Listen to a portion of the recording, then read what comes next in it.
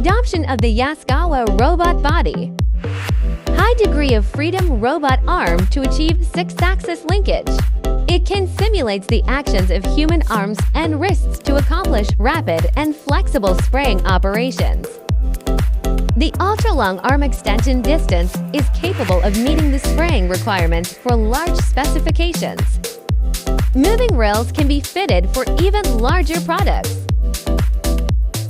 The robot is equipped with an American low-pressure gas mixing spray painting system and a large proportion plunger pump for accurate and controllable spray effects. It can be equipped with a customized conveyor platform and automatically identify the position of the workpiece.